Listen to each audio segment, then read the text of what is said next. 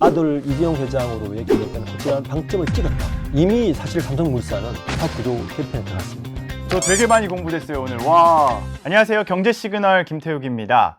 최근 삼성가가 떠들썩합니다. 이부진 사장의 아들이 수능을 잘 봤다더라 에서부터 시작해서 이재용 회장의 장남의 해군 장교 임관식도 있었죠. 그런데 더 큰 이슈는 홍라희 여사의 삼성물산 지분 전량을 아들 이재용 회장에게 증여를 했다는 소식입니다.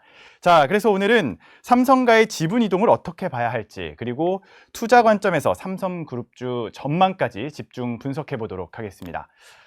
리더스 인덱스 박주근 대표 모셨습니다. 안녕하세요. 네, 안녕하세요. 네. 대표님, 지난 11월 28일이죠. 이재용 회장의 장남의 해군 장교 임관식과 그리고 홍라희 여사가 아들인 이재용 회장에게 네. 삼성물산 지분 전량을 증여를 했다는 소식, 네. 같은 날 이루어졌습니다. 같은 일 이루어졌죠. 이 네. 타이밍이 묘하거든요. 어떻게 좀 보시나요? 사실은 어떻게 보면 홍라희 여사가 가지고 있는 삼성물산 지분 1.06%를 이재용 회장에게 주거나 안 주나 사실 큰 변화는 없어요. 왜냐하면 삼성그룹의 지배구조 전반을 보면 삼성그룹을 어쨌든 삼성물산이 삼성생명을 지배하고 생명이 전자를 지배하는 구조, 그리고 물산이 또 전자를 직접 지배하는 게 5% 정도 되니까 물산이 이제 지배구조 정점에 있는데 이미 이재용 회장은 19%의 지분을 가지고 있기 때문에 뭐 굳이 1%를 더 하나 안 하나 사실은 큰 어떤 역학 구도는 바뀌지는 않습니다. 그런데 무슨 의미가 있느냐? 저는 이제 초대 말씀하신 것 같이 이재용 회장의 아들인 이재용 씨가 해군 장교 임관식과 삼성물산 지분을 증여하겠다는 것을 동시에 하는 게 되게 의미가 있다고 봅니다. 이 의미는 이제 할머니잖아요. 네. 할머니 할아버지들은 손자에 대한 사랑이 아주 극진하거든요. 특히 이제 이재용 회장은 이미 이혼이라는 걸 겪고 그 아들을 10대 때는 그 이제 임세령 씨가 키우다가 성인이 되어서 사실은 군대를 갈 필요가 없는 미국 시민권자란 말이에요. 그런데 굳이 노블리스 오블리제를 본인이 직접 실천하겠다는 것도 대견한데 해군 장교로 인간하고 그 모습을 보는 홍라희 여사의 마음이 어땠을까를 생각해 보면 저는 그 마음이 이재용 회장으로의 확실한 경영권에 방점을 찍은 것이 아닌가. 그러니까 손자의 임관식을 보면서 새로운 경영권 승계에 대한 것도 꿈꿨을 것이고, 그러니까 그 가문에 대한, 그리고 그것에 대한 어떤 마음의 움직임으로 이걸 결정하지 않았을까라는 생각이 듭니다. 그러다 보니까 이 시장에서는 삼성그룹 지배구조 전반을 둘러싼 관심이 더 높아졌잖아요. 네. 이 삼성물산이 말씀해 주신 대로 핵심 지주사 역할을 했기 때문에 지분 변동 하나만으로도 굉장히 많이 네. 관심을 갖게 되는 큰 관심을 가지게 상황이에요. 되겠죠. 네. 그러면 이번 증여가 단순 가족 간의 지분 이동일지 아니면은 중장기 지배구조 정비 과정의 일부일지, 이거는 어떻게 좀 보시나요? 실제 삼성그룹의 지배 구조는 어떻게 보면 지금 이미 90%가 완성되었다 봐야 됩니다.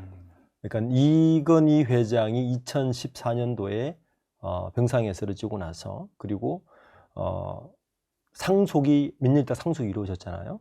2020년쯤에 상속이 이루어졌을 때 사실은 이재용 회장으로의 경영권 승계는 거의 90%가 완성되었다고 봐야 됩니다. 다만 아직 마지막 퍼즐은 남아 있습니다. 삼성그룹 지배구조의 가장 그 바틀렉이 뭐냐면 위크 포인트가 있어요. 그거는 사실 삼성그룹이라는 곳은 모든 것을 주어를 삼성전자로만 보면 아주 심플해집니다. 삼성전자를 어떻게 지배할 것인가가 모든 지배구조의 하나의 키워드입니다. 현재 삼성전자의 대주주는 삼성생명이에요. 8.5% 정도 가지고 있거든요. 그리고 삼성생명의 대주주는 삼성물산입니다. 근데 여기서 문제가 뭐냐면 삼성물산의 대주주는 이재용 회장이란 말이에요. 이번에 홍라희 여사 지분 1%를 받아서 이제 20%를 초과했는데 사실 20% 이상이면 확실한 경영권을 확보하는 거거든요. 문제는 이걸 삼성물산 경영권 확실히 확보했는데 삼성전자를 손자 형태 회사 형태로 지배하고 있다는 게 가장 큰 문제입니다. 더군다나 삼성생명은 금융업입니다. 금융업은 우리 금산분리를 항상 붙잡고 있는데 지금도 국회에 계류 중에 있는 법 하나가 바로 보험업법이라는 거예요. 네. 이 보험법이 뭐냐면 금융회사는 일반 산업회사를 지배할 때 자산 가치가 일정 이상이 넘으면 그 지배력, 즉 의결권을 행사할 수 없도록 하는 게 금산분리 보험업법인데 그 법은 딱 우리나라 유일하게 한 회사밖에 적용이 되지 않습니다. 바로 삼성생명입니다. 그렇게 되면 대충 계산을 해보면 현재 8.5% 정도 지분을 가지고 있는데 그중에 5.5%, 약 5% 이상은 지배력을 상실하게 됩니다. 네. 그런데 현재 삼성, 그러면 2대 주주가 누구냐? 또 삼성물산이 맞습니다. 한 4.5%, 5%를 들고 있는데 이재용 회장도 1% 정도 들고 있고 홍나에서 1% 들고 있죠. 다 합쳐도 지배력이 약하죠. 그러니까 삼성생명 8.5%를 합쳐줘야 뭔가 좀 안정된 지배력을 확보할 수 있는데 현재는 이 보호무법이 해결되지 않는 이상 삼성그룹의 지배구조는 항상 리스크가 존재하는 거죠. 그래서 최근에 이제 이 지배구조를 이해하기 위해서는 최근에 중요한 사건 하나를 이해해야 됩니다. 바로 삼성바이오로직스의 인적 분할입니다. 그러니까 삼성물산이 삼성바이오로직스의 45% 대주주예요. 근데 원래 이제 많은 재계 전문가들 어떻게 이해하고 있냐면은 그러면 삼성물산이 결국에는 삼성생명이 가지고 있는 5.5%가 리스크하니까 이 5%를 물산이 직접 인수를 해서 삼성전자에 대한 직접 지배력을 높여야 안정적이지 않냐라고 항상 이야기를 한단 말이에요. 그럼 5.5%가 35조쯤 됩니다. 굉장히 많은 금액입니다. 이걸 무슨 돈으로? 현재 삼성물산은 현금 자산이 1조 5천억밖에 안 되는데 무슨 돈으로 삼성생명이 가지고 있는 삼성전자 지분 5.5% 지금 10만 원 넘었으니까 이제 40~50조가 넘은 거죠. 어떻게 인수할 거냐에 대한 해결책이 뭐냐라고 물으면 대부분의 전문가들은 저도 포함해서 이 삼성바이오로직스를 팔면 한 30조 돼요.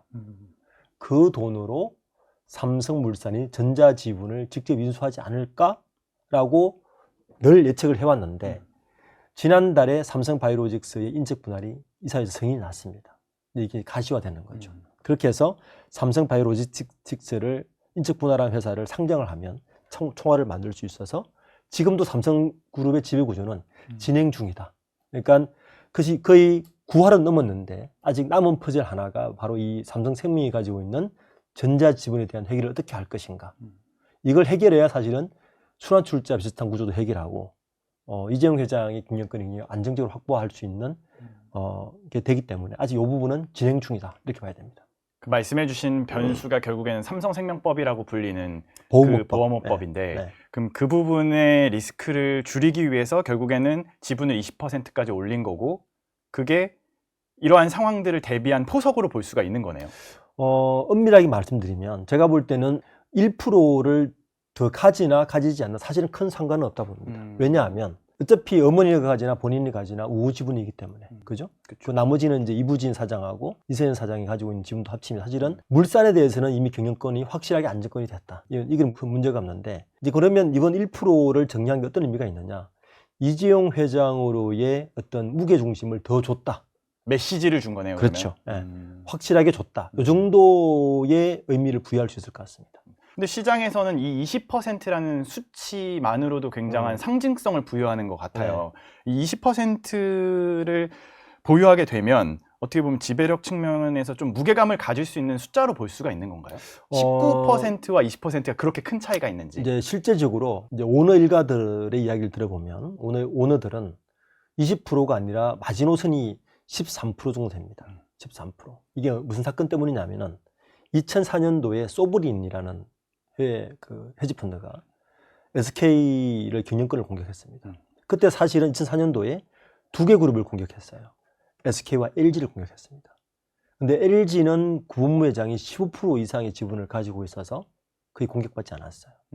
근데 최태원 회장은 당시에 15% 미만을 가지고 있어서 엄청난 공격을 받았고 실제 넘어갈 뻔도 했습니다. 그래서 그 뒤로 지주회사, 특히 이제 그룹의 지배력의 핵심이 되는 계열사의 지배력은 오너는 미니멈 15%는 가져야 된다라는 게 이제 정설로 됐고 실질적으로 이번에 그 최태원 회장과 노관장 사이에 이혼 소송에서 그 이슈가 됐던 이유가 뭐냐면 현 최태원 회장이 SK 지분의 17%를 가지고 있어요. 그런데 노관장이 소송을 이겨버리면 이 15% 마지노선이 무너지는 거예요. 그러면 다시 소브린 같은 사태가 벌어지지 않을까라고 해서 굉장한 관심을 가지게 된 겁니다. 근데 이제 다시 물산으로 돌아오면 19%나 20% 사실 차이는 거의 없다 봐야 되는 거죠. 그 마지노선 15%만 넘었기 때문에 거기다가 이서연 사장과 이부진 사장의 지분을 합치면 굉장히 안정적이라서 어떤 경영권에 대한 리스크라기 보기보다는 홍나희 여사가 어머니로서 뭐 손자가 훌륭하게 크고 장교 인관을 받는 걸 보니 마음이 흐뭇했던 모양입니다. 그래서 줘서 아들 이재용 회장으로의 경영권에 확실한 방점을 찍었다. 뭐 이런 의미가 더 강한 것 같습니다. 일종의 응원이자 선물을 줬다라고 그렇죠. 저는 보시는 그렇게 거네요. 봅니다. 네. 근데 과거에 2015년에 엘리엇 사태 때를 보면은 이 어. 삼성물산의 그 지배 구조가 어. 좀 취약했다라고 볼 수 있을까? 2015년 당시로 보면. 그때는 삼성물산의 지배구조가 취약했다기 보기보다는 네. 이재용 회장으로의 경영권 승계를 하기 위해서는 삼성물산과 에버랜드가 반드시 합병이 돼야 되는 거예요. 합병이 되어야 이재용 회장이 삼성물산의 지분을 15% 이상 가지게 되는 겁니다. 실제 15% 지금도 이건 회장의 지분을 정리를 받아서 지금 19%가 된 거란 말이에요. 그러니까 그 이전 단계. 그러니까 이제 에버랜드의 지분을 더 많이 가지고 있었죠. 그 삼성물산은 전자 지분을 가지고 있으니까 그게 결국엔 뭐냐면 전자 지분을 갖고 싶은데 너무 덩치가 크니까 가질 방법이 없는 거예요. 그래서 제일 먼저 시작한 게 에버랜드 주식을 주고 에버랜드를 키워서 물산하고 합병을 해서 물산이 가지고 있는 전자 지분을 확보하려고 이걸 합병한 거란 말이에요. 그때 요 합병을 방해한 거죠. 그렇죠. 예. 그때 이제 어떻게 보면 외부 압력에 흔들릴 수 있다라고 시장에서는 조금 기억을 하고 있는 거잖아요. 그때 당시의 그렇죠. 상황을. 그러니까 이 합병이 되지 않으면 이재용 회장의 경영권은 타격을 입을 수밖에 없다라고 봐서 굉장히 관심을 가지게 된 거죠. 그러면은 지금 이 20%뭐 계속해서 반복해서 그 20%가 그렇게 중요하지 않다라고 보시지만 이 20%라는 숫자의 메시지가 시장에는 외국계 자본이라든지 이러한 공격에도 충분히 방어를 할 수 있고 안정적이다라고 볼 수 있는 어떻게 보면 오너리스크를 일부 상쇄했다 그런 메시지를 줄 수 있고 사실 정리 소식이 들리고 나서 물산의 주가가 고공행진을 하고 있죠. 그쵸. 실질적으로. 네. 그러니까 그러면 두 가지 의미가 있습니다. 제가 볼 때는 상법 개정과도 아주 밀접합니다. 왜냐하면 일단 오너리스크가 줄었다는 메시지도 물론 함의가 분명히 되어 있는데 더 중요한 거는 이제 상속이 내년 되면 연부인납이 끝나요. 그러면 완전하게 이제 상속세도 리스크가 끝납니다. 그 다음에 어떻게 할까? 제가 볼 때는 배당을 늘립니다. 네. 그러니까 우리나라의 대부분의 오너들이 대주주로 있는 지주회사들은 앞으로는 가장 큰 메리트는 배당주가 될 겁니다. 이미 삼성전자는 분기 배당을 하고 있고요. SK도 분기 배당을 하고 있습니다. 주LG 같은 경우도 자사주를 엄청나게 소각하고 있고 분기 배당 들어갈 겁니다. 그러니까 이런 거예요. SK도 보면 지금 SK 하이닉스가 돈을 무지하게 잘 벌잖아요. 근데 최태원 회장은 SK 하이닉스가 돈을 아무리 벌어도 직접 배당을 가져갈 수가 없어요. SK 하이닉스 지분이 없잖아요. SK 하이닉스가 배당을 하면 어디로 가느냐? 모회사인 SK 스퀘어로 가요. 스퀘어가 배당을 해야 주 SK로 가고 주 SK가 배당을 해야 회장이 가져가는 거죠. 배당을 그럼 몇 번 해야 돼요? 3번을 해야 되는 거죠. 배당을 3번 하면 세금도 3번 냅니다. 그러니까 지금까지는 굳이 배당을 많이 하지 않는 거예요. 세금이 많이 나가니까. 그런데 이렇게 직접 지주회사가 되고 경기가 안정화되면 이제 배당을 늘리겠죠. 그럼 시장에서는 앞으로 삼성물산이 자사주 작년에 많이 소각했거든요. 자사주를 소각해서 이제 이재용 회장 지분이 더 올라간 건데 자사주 소각하고 배당 늘리고 하는 이런 그러니까 주주 환원 정책을 더 늘릴 수 있지 않을까라고 지금 시그널을 보낸 거예요. 네. 네. 그러니까 주가가 오르죠.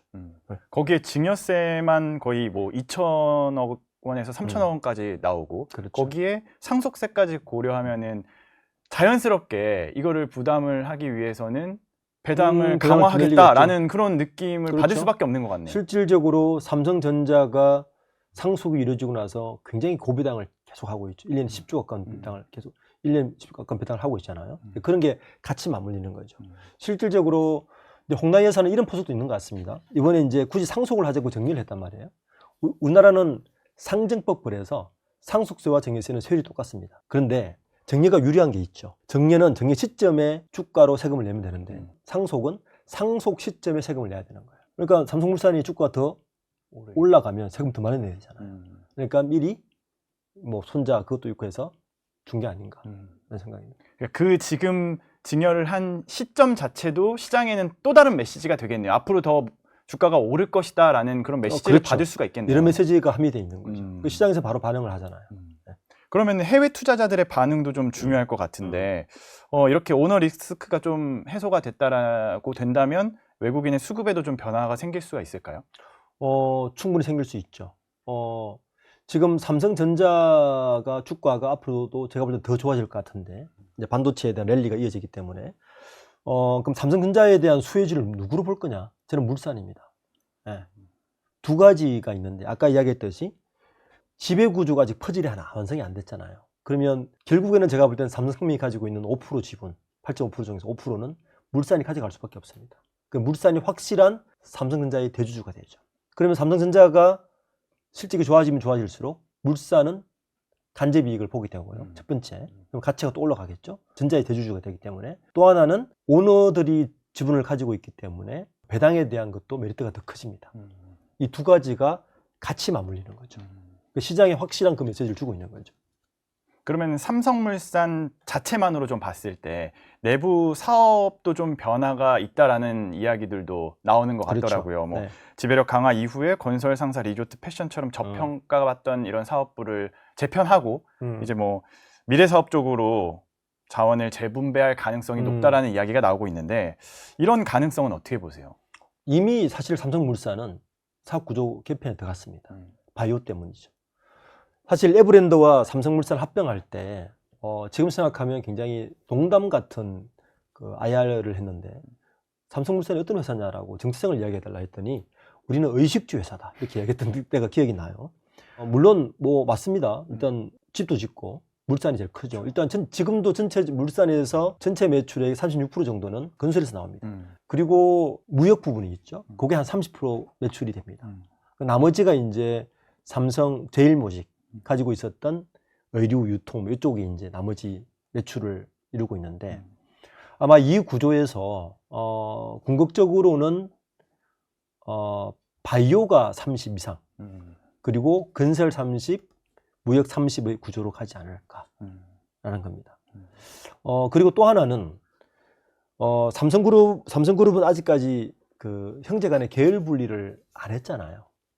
근데 이제 지금까지 형태를 보면 이부진 사장은 결국에는 호텔 신라와 유통 쪽을 가져가지 않을까라고 이제 분명히 예측이 되고요. 그다음에 이세현 사장은 결국에는 제일모직 쪽하고 기타 뭐 그 광고 홍보 쪽 이런 쪽을 남편이 그쪽에 있으니까 가져가지 않을까라고 지금 예측이 됩니다. 나머지 계열사 아직까지 연구가 안 나왔기 때문에 그걸 염두에 두고서라도 삼성물산은 삼성바이오, 대주주 삼성바이오 산업 그리고 건설, 무역 이 세 가지 축으로 앞으로 가지 않을까는 예측이 되는 거죠. 그러면 지금 이번 증여로 사법 리스크 뭐 해소됐고 지배력도 강화됐고 뭐 완성됐고 그리고 계열 분리설도 사라졌습니다. 그럼 이제 앞으로는 이재용 회장의 체제에서의 삼성의 리더십, 뭐 앞으로의 뭐 과제가 있을 수도 있고 또 방향성을 가져야 하는 게 시장에서는 또 중요해진 상황이 된 것 같아요. 이 부분은 좀 어떻게 보시나요? 사실 그 부분 가지고 저도 여러 번 다른 곳에 인터뷰도 하고 뭐 이야기를 했는데 요즘 지금 생각해 보면 주변에서도 시끄러운 것 같아요. 삼성은 조용한데. 네, 특히 저는 이번에 대부분의 그룹들이 인사가 끝났잖아요. 임원 인사가. 사실은 인사를 보면 그 그룹이 어디로 갈 건지에 대한 어느 정도 청사진을 제시하는 거거든요. 이번 삼성전자의 임원 인사를 보면 그림을 잘 모르겠다는 겁니다. 네. 우선 그 정윤호 부회장의 용태는 저는 굉장히 긍정적인 시그널을 보여요. 삼성전자가 지금까지 사실은 늘 전문가들이 하는 우려의 대목은 뭐냐면 삼성전자는 기술 기업이란 말이에요. 제가 보는 삼성전자는 초격차로 가지고 있는 기술을 기반으로 해서 그 기술을 가지고 경쟁자들을 따돌리면서 반박자 빠른 경영으로 많은 수익을 가져가는 형태. 제조 기업이고 기술 기업의 형태를 가지고 있는데 지난 이건 회장이 쓰러지고 정현 회장이 용퇴하기 전까지 삼성전자는 사실은 경영 형태를 보면 소위 말해서 빈 카운트를 했거든요. 그러니까 땅콩새기 경영이란 말이에요. 그러니까 재무통들이 앉아가지고 주판만 굴렸단 말이에요. 그러다 보니까 HBM도 주도권을 뺏겨버렸고 반도체도 처음으로 30년 만에 1위 자리를 뺏겨버렸고 여러 리스크가 이제 튀어나온 거죠. 그래서 결국에는 이제 정현호 부회장이 그 용퇴를 했고 사모리스크도 해결하려고 했으니까. 근데 그 자리에 결국에는 다시 미전실 출신들이 다 앉았어요. 제가 볼 땐 그러면 여전히 빈 카운트 경영을 하겠다는 게 처음에 읽히는 부분이고, 작년에 전영년 부회장, 그러니까 전제 반도체 사업 DS 사업본부를 총괄하고 있는 전영년 부회장이 반성문을 내지 않았습니까? 여러 가지 중에서 제가 눈여겨본 대목은 본원적 기술 경쟁력을 높이겠다는 말을 늘 많이 했어요. 그러면 지금 이 시점에 삼성전자가 본원적 기술 경쟁력을 회복한 것이냐라고 물으면 저는 아직까지 아니다라고 봅니다. 여러 사인들을 보면. 근데 지금 그런 상태에 반도체 슈퍼사이클로 실적이 너무 좋아져 버렸어요. 그럼 이거 다 묻히거든요. 네. 굳이 그 문제를 해결하지 않아도 돈은 버니까 묻힌단 말이에요. 저는 그 부분이 좀 우려스러운 부분 중에 하나. 그리고 이번에 임원 인사를 보면 역대 가장 적은 수를 승진을 했거든요. 12명. 여전히 조직에 대한 어떤 성과 보상도 그 부분이 SK하이닉스 많이 비교됐단 말이에요. 그런 부분도 우려되는 지점. 아직까지 저는 이재용 회장의 경영 스타일이 뭔지에 대해서 시장에 정확한 메시지를 주지 못하고 있다고 봅니다. 굳이 하나 따지면 본인의 장기인 글로벌 네트워크를 막 돌려서 뭐 예를 들어서 뭐 지지난주에 인도의 그 지오사가 와서 통신 네트워크 시장 하나 뭐 개척한 거 정도를 더 홍보하고 싶어하고, 그리고 여전히 이제 아직까지 본원적 기술 경쟁력이 완전히 회복됐다는 것도 시장에 시그널을 주지 못한 상태에서 여러 좋은 매출이 오르다 보니까 묻혀가면서 지금 가고 있지 않나라는 좀 우려는 듭니다. 유일하게 지금 이제 이번 인사에서 가장 제가 좀 특이하게 본 거는 M&A 부서를 하나 만들었던 거. 그러니까 M&A를 하겠다는 거죠. 근데 삼성전자는 사실 이건희 회장 시절에 보면 삼성전자는 M&A를 거의 하지 않았습니다. 그러니까 자체 기술력을 계속 쌓아서 그걸 바탕으로 사업을 계속 했던 경영을 해왔는데, 이재용 회장 때 들어서 M&A 중에서 과연 성공한 M&A가 있느냐로 물으면 그것도 좀 퀘스천. 그래서 그런 부분이 약간 우려되는 부분입니다. 어떻게 보면 지금 리스크는 계속해서 지우지 못하고 가져가면서 성과는 많이 나오고 있어서 어떤 방향성을 봐야 될지 좀 투자자 입장에서는 헷갈릴 수 있을 것 같아요. 말씀을 들어보면. 그렇죠. 네. 우선 반도체가 워낙 좋으니까 많이 묻혀가고 있어요. 그런데 현재 삼성전자의 한 사업 구조를 보자고요. 삼성전자는 엄밀하게 이야기하면 4개의 사업부가 있다고 봐야 됩니다. 우선 DX가 우리가 소위 말하는 스마트폰 사업부하고 가전 사업부가 있습니다. 삼성 디스플레이, 이게 이제 DX 사업본부. 삼성 디스플레이는 사실은 부품이니까 DX로 오긴 해야 되지만, 가전과 스마트폰 사업본부, 그리고 DS 사업본부의 메모리 사업본부와 파운드리 사업본부와 시스템 LSI 사업본부, 이렇게 이제 메모리와 비메모리 사업본부가 있는데, 여전히 위크 포인트가 어디냐면 비메모리 분야인 파운드리는 적자를 보고 있고요. 시스템 LSI도 제대로 안 들어온다 봐야 된다. 뭘 보면 알 수 있느냐? 최신 삼성전자 갤럭시 스마트폰에 CPU 내에 해당하는 CPU가 여전히 퀄컴 쓰고 있습니다. 스냅드래곤 걸 쓰고 있어요. 삼성전자에서 만든 CPU를 못 쓰고 있습니다. 그게 아직 못하고 있다는 이야기죠.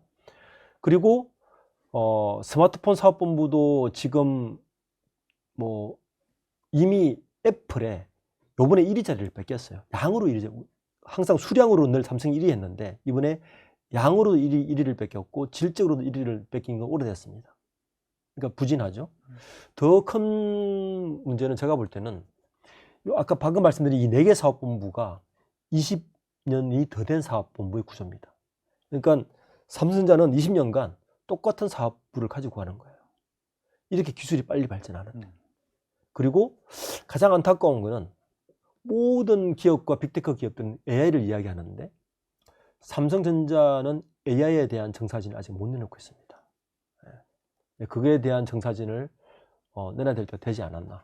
지금은 반도체에 HBM 들어가는 정도 AI를 이야기하고 있어서 그런 부분에 대한 좀 이재용 회장의 정사진을 분명히 내놔야 될 때가 되지 않았나 싶은 생각입니다. 네.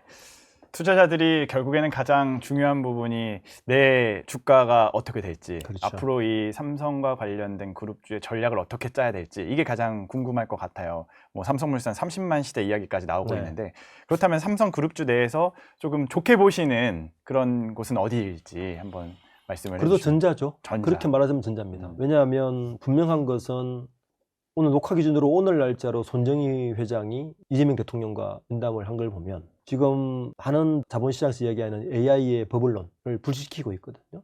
그러니까 뭐라 그래도 27년까지는 반도체 슈퍼사이클은 간다. 그러니까 전자는 무조건 좋다. 그러니까 지금 10만 전자가 문제가 아니라 더 갈 것은 저는 분명하다 보입니다. 예, 그 전자 좋고요. 다음은 중공업이죠. 그리고 조선은 또 좋을 거니까요. 그리고 이제 삼성 SDI, 2차전지, 그리고 저는 물산도 꼭 봐라. 삼성물산은 앞으로 더 가치가 높아질 것이다. 그렇게 보입니다. 대표님이 말씀해 주신 대로 이 삼성의 그러한 리스크들이 해소된다면 앞으로 삼성 관련된 그룹주들의 주가라든지 발전, 그리고 향후 미래가 더욱더 우상향할 수 있다라고 볼 수 있겠네요. 그렇죠. 네, 알겠습니다. 오늘 여기까지 이야기 나누도록 하겠습니다. 리더스 인덱스의 박주근 대표와 함께했습니다. 고맙습니다. 네, 감사합니다. 저희 경제 시그널 영상 많이 봐주시고요. 좋아요, 구독, 알림 설정 부탁드립니다.